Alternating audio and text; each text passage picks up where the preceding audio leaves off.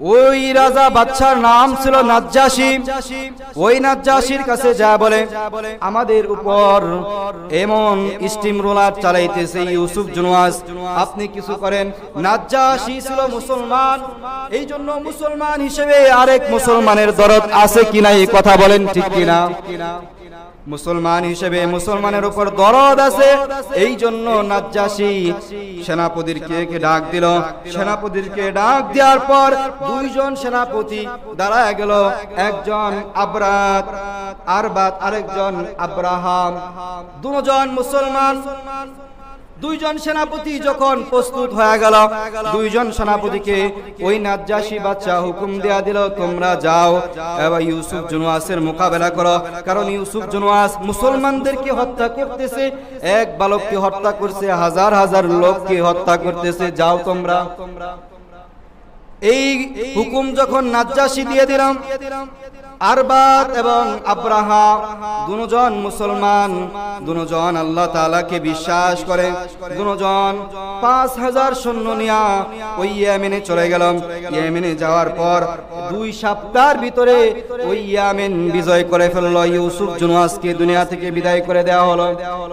এক বর্ণনায় আছে ইউসুফ জুনওয়াসের এই করুণ অবস্থা হয়েছিল, যে আক্রমণ করেছিল আক্রমণের মোকাবেলা ইউসুফ জুনওয়াস করতে পারে নাই। ইউসুফ জুনওয়াস নিজে নিজে আত্মহত্যা করছে এক বর্ণনা। দ্বিতীয় বর্ণনা, ইউসুফ জুনওয়াসকে পাথরের উপরে উঠাইছে আরবাত এবং আব্রাহা, উঠায়া বলে, তুমি না খোদা দাবি করছিলা, তুমি যদি খোদা হয়ে থাকো তাহলে তুমি তোমার নিজেকে বাঁচাও। ওই স্থান থেকে ধাক্কা দিয়ে, ওই পাথর থেকে ধাক্কা দিয়ে জমিনে ফেলে দেয়। জমিনে যখন পড়ে তার মস্তক এক জায়গা থেকে আরেক জায়গায় চলে যায়। এইভাবে ইউসুফ জুনওয়াসের মৃত্যু হয়েছিল, যিনি খোদা দাবি করেছিল। কি দাবি করেছিল? খোদা দাবি করেছিল, বাদশাহিত্বর পাশাপাশি খোদা দাবি করেছিল। এবং যখন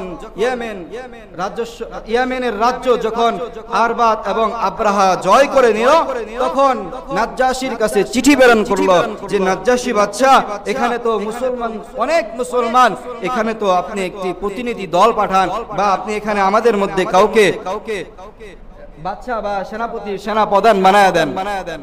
নাজ্জাশী হুকুম দিয়ে দিল, চিঠির উত্তর দিয়ে দিলাম, তোমরা দুইজনে পরামর্শ করে একজন সিংহাসনে বসে যাও, আরেকজন পাশে বসে যাও। এখন কে বসবে ক্ষমতার লোভ তাদের ভিতরে ঢুকিয়া গেছে। দুইজনই মুসলমান ছিল, আরবাত এবং আব্রাহা। দুইজনের ভিতরে যখন ক্ষমতার লোভ ঢুকে গেছে এবং আল্লাহ তাআলাকে তারা আস্তে আস্তে ভুলতে শুরু করলাম।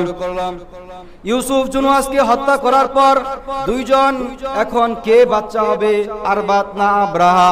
দুইজনের ভিতরে আস্তে আস্তে যুদ্ধ হয়ে গেল, মারামারি হয়ে গেল।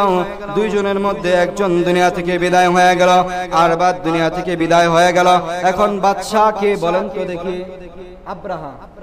আব্রাহা বাদশাহিত্ব অর্জন করলো।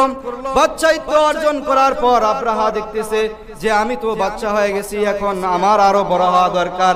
কেউ যদি কোনো ক্ষমতা পায়, পাওয়ার পর তার ভিতরে লোভ যদি ঢুকে যায়, ঢুকে যাওয়ার পর কেউ যদি মেম্বার থাকে, কিভাবে চেয়ারম্যান হবে, তার ভিতরে এই লোভ আসে। কেউ যদি উঁচু চেয়ারে বসে, তার উপরে যে চেয়ার আছে ওই চেয়ারে কিভাবে বসা যায়, এই লোভ তার ভিতরে আসে। এই লোভ যখন আর আব্রাহার ভিতরে ঢুকে গেল, আব্রাহা বলতেছে যে আমি তো এখন ইয়েমেনের বাদশা, আমি এই রাজ্যের ভিতরে কর চালু করব। কর সিরিয়া থেকে ব্যবসার উদ্দেশ্যে ওই ইয়েমেনের উপর দিয়ে যাইতে হয়, এই রাস্তার ভিতরে ট্যাক্স চালু করব। এবং ট্যাক্স চালু করে দিলাম। এবং বলতেছে যে মক্কার ভিতরে অনেক মানুষ যায়, মক্কা মুকাররমায় কাবা ঘরকে দেখার জন্য অনেক মানুষ যায়, প্রতি বছরই মানুষ যায়। আমি তো বাদশা, আমি এমন একটা জিনিস তৈরি করব যেখানে আমার দেশ সুন্দর, আমার দেশ সুন্দর হওয়ার সাথে সাথে আমি এমন একটা জিনিস তৈরি করব যেখান থেকে দূর দূরান্ত থেকে মানুষ আমার দেশে আসবে এই জিনিস দেখার জন্য। আব্রাহা তাই করলাম। আব্রাহা সাথে সাথেই তার অর্থ মন্ত্রণালয়ের থেকে সমস্ত অর্থ এক জায়গায় করে একটা অর্থ বিলীন করলেন। একটা অর্থকে বের করলেন, বের করে এমন একটা গির্জা বানাইলেন, এমন একটা বড় গির্জা বানাইলেন। তখনকার এরকম লাইটিং সিস্টেম ছিল না, পাথর দিয়া গির্জাকে সুন্দর করে লাইটিং করেছে এবং দূর দূরান্ত থেকে মানুষ এটা দেখার জন্য আসে। প্রথম বছর যখন বানায় দূর দূরান্ত থেকে মানুষ আসে, দ্বিতীয় বছর মানুষ আসে না, কারণ এক জিনিস দেখতে ভালো লাগে না। কথা বলেন ঠিক কিনা? কেউ যদি পদ্মা সেতু দেখতে যায়, দেখে আসার পর তাকে যদি আবার যাওয়ার জন্য বলা হয়, সে বলবে আমি যাব না। বলে তুমি তো গেছিলা, চলো আমাকে পথ দেখায় দিবা। না না, আমি তাও যাব না, মাথা ঘুরায় বমি আসে, আমি যাব না, তোমরাই যাও, অনেক দূরের রাস্তা। এইভাবে আব্রাহ তাই করলাম। আব্রাহার ভিতরে ক্ষমতার লোভ ঢুকে গেলাম।